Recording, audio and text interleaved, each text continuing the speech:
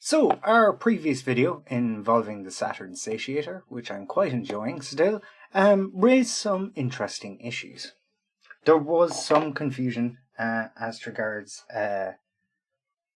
what was happening with the capture. So, we've two devices here, the OSSC and the RetroTINK. This video is not about the OSSC or the RetroTINK, it's actually about the Elgato 4K 60 Pro and how it is very crap for capturing retro gaming devices, even through these fancy bits of hardware. So, shortly after doing the satiator video, I recorded some footage on my phone. Apologies for the quality of that footage. I might try and capture more off the tripod of the OSSC and some of the things that happen using a HDMI splitter, so you can see the signal going direct to a monitor and to the capture card, so you can see the difference. And I do the same with the RetroTINK. So throughout the video, we'll take a look at some of the kind of camcorder and phone footage I captured, and I'll outline kind of some of the problems I've had with the 4K 60 Pro that weren't so much of a problem with the HD60S, the other Elgato, the USB 3 one. I currently don't have any other capture solutions other than the two Elgatos. I am interested in finding out more about an EVGA one and a StarTech one, and we'll chat about them maybe a little more at the end of the video.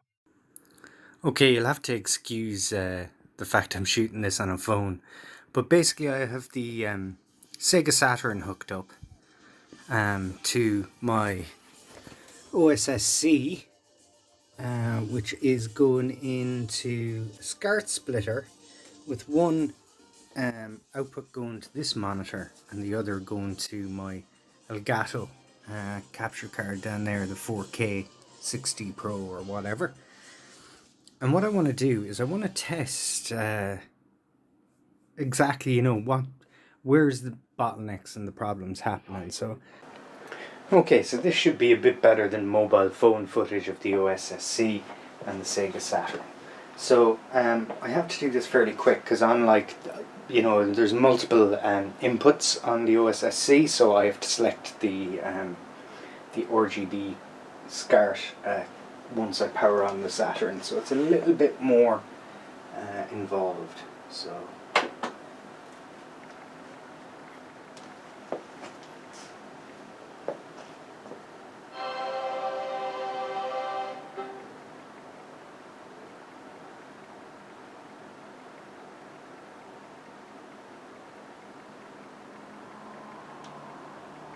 I'm going to power off and power on.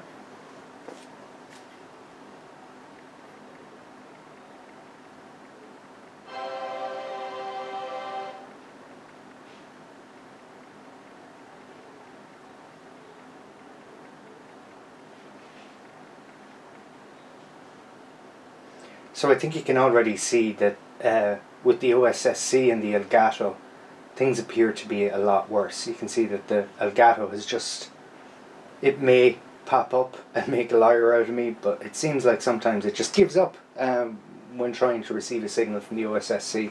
We know the OSSC is outputting a good signal. We can see it on the other monitor from the other from the SCART or from the HDMI splitter. So they're working independently of each other. So I'm just going to power off again and power on.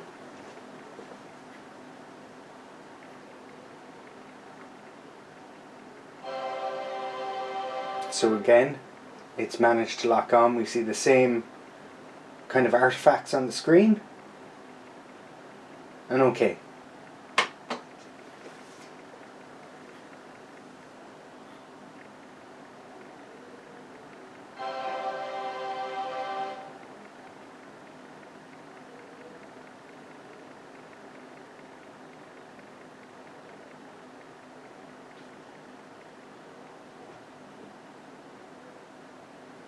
So we're at 313p at a PAL signal.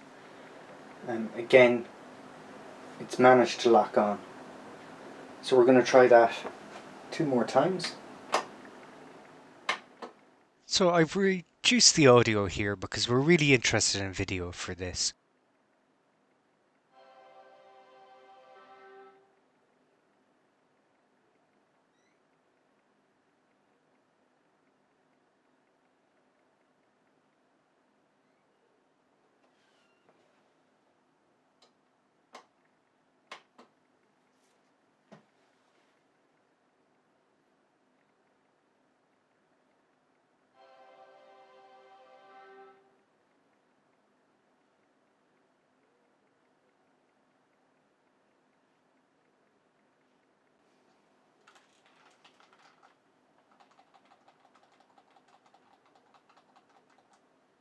We're going to launch Resident Evil. I'll test it out in both the OSSC and the RetroTINK. But what you're going to see here is some timers. So I don't do it with the Capcom logo because it doesn't come up. The delay really isn't that great there. But when the resolution switching happens, we'll run a timer and stop it when the Elgato actually locks on and starts displaying a picture. The time base is 60 frames per second, so we're at 3 seconds, 12 frames to lock on. Okay, so now we're going to the character select screen.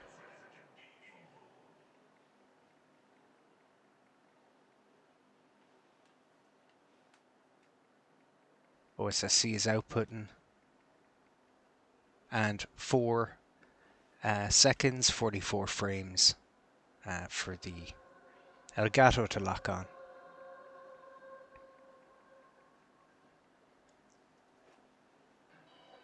So here's a bit of video playback. You'll notice when this guy's hand goes down and comes back up again, and it goes to a separate frame. But you can see that there is a lag from capture.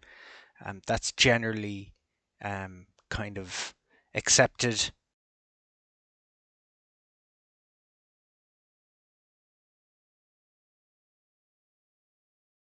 You're not really able to play games with through the capture device on a secondary display. You need to split your outputs so that you don't suffer any latency, because there is latency added by most capture cards. Die Hard Arcade is a good one. It does a lot of resolution switching. It's a good one to look at in general.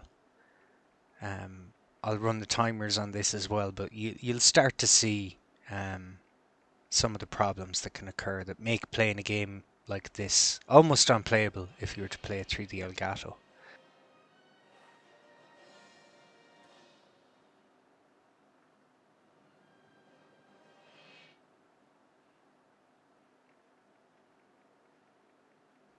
So again, we're going to use a timer as soon as the main menu comes up. There we go, our timer started. And 3 seconds, 4 frames to lock on.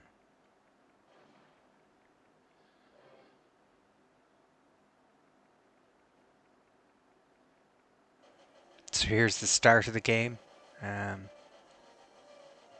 But this will go to show you the variability.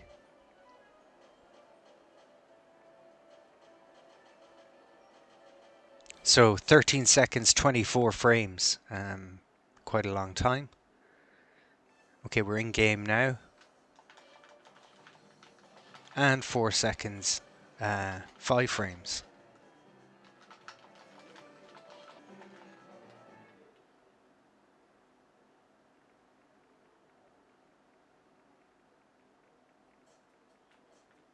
Okay, the QuickTime events. You could also see some screen tearing there, some artifacting. I don't know if it's screen tearing is the right word, but definitely artifacting. You can see that one column there hasn't updated. You'll also see it here. Yeah, that appears to be what happens around the time that the Elgato locks on. The picture is very unstable. Again here, just to show you that it's kind of variable. 2 seconds, 46 frames. Okay guys, so I've got the RetroTINK 2X SCART hooked up to this kind of mess here. It's a HDMI splitter, but we're going to do the same as we did with the OSSC. Try and see if you know, check for latency, how good it is at switching, things like that. So that's a direct connection from the splitter, and this is through the Elgato to a capture. Okay, so let me fire up the Sega Saturn. Might try PlayStation later on, but for now we'll do the Saturn. So we'll come up straight away on the RetroTINK, a bit faster than the OSSC, but as you can see there's a delay with the Elgato. So I'm going to go to Resident Evil. Saturn version, not a great version, but we're not interested in versions and stuff. So the RetroTINK is locked on.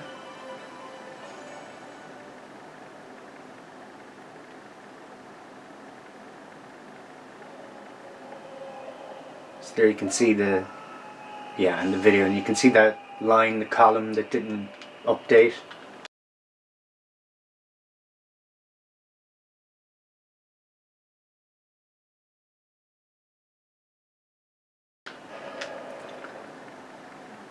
Picture's kind of a bit unstable on the capture, on the Elgato input.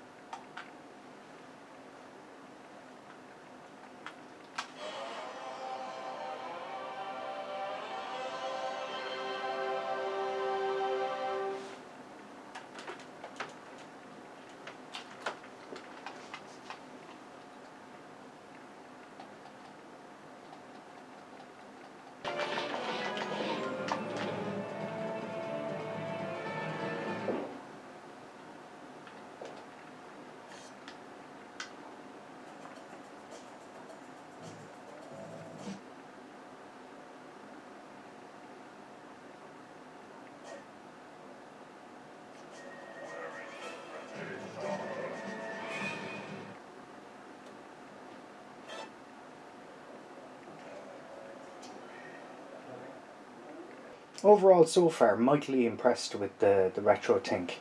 So I'd like to state quickly again that this video is not about the OSSC or the RetroTINK 2X, or even necessarily how they handle like switching in resolution. It's about the Elgato 4K 60 Pro and basically the headaches that adds to kind of trying to capture from these devices. I don't think anyone expects to be able to play a game through any kind of capture hardware. The focus for me here is, again, just about the headaches of capture itself using the 4K 60 Pro. For videos focused on kind of more on the RetroTINK 2X, SCART and the OSSC, I think Bob from RetroRGB has done a great job of that, so I'll link some of his videos in the description. I think we can already tell that the RetroTINK 2X starts to output a picture quicker than the OSSC. So that may make it a better solution for capture. If we look back at the Saturn boot screen, you can see that the picture started to display a lot sooner, and we got the whole boot screen rather than a kind of just starting to output right towards the end on the OSSC. We can tell from the timers that the delay in output for the Elgato 4K 60 Pro is very variable. It's frankly all over the place. None of these devices state that they support an Elgato for very good reason. In fact, it explicitly says so on the RetroTINK 2X page on the official website that, you know, they're not responsible for this and how it performs alongside an Elgato in any way. I could have also tested the HD60 Pro, but I expect similar kind of results. Even though it did work in the past for me marginally better, the Elgato hardware really, it's fine for modern signals. It's not great for capturing from retro consoles or from scalers like these. So in a lot of ways, I'm not surprised that our Elgato card didn't really work great for retro capture through these devices. So I am looking at a couple of alternatives to the Elgato card. One of those is from EVGA and the other one is from StarTech. Both seem to handle a lot more different kind of resolutions of signal and types of signal than the Elgato cards. So maybe in the future, once I do a bit more homework, figure out which one's best, try and find out more about the hardware, see what they're doing, see what other folk think about them, I may pick one of those up and we'll have a look at that. But I really would like to get a better solution for kind of retro capture for everything, for console, for old PCs, and again, that's where mention I do quite like the RetroTINK. It's great for maybe your 8-bit micros, your Amigas, your consoles, but the OSSC is definitely still by far kind of a better solution in general, because it supports a lot more different types of signal input. You know, you have your SCART, your component, RGB, your VGA in. So, you know, you just have a lot more options with the OSSC. For plug and play though, for capture maybe, we'll see. I don't own it long enough to kind of say decidedly one way or the other.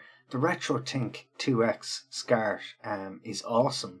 I mean, if this was the only device you had to play your retro consoles on modern displays, you can't go wrong. It really is an awesome little piece of kit. So we end the video without anything really being resolved. We found out that the Elgato 4K60 Pro isn't great for capturing from retro console through these kind of devices. Hopefully in the future I'll do a video where I'll explore an alternative device. I know I'd like to get this sorted. I really would like to be able to feature a bit more direct capture on my channel. And I know that there's possibly people out there looking to capture from original hardware. So hopefully I'll do my homework, and in the next video, part 2 of this series, I'll be able to say this is the device. But until then, thanks for tuning in, and I'll chat to you all again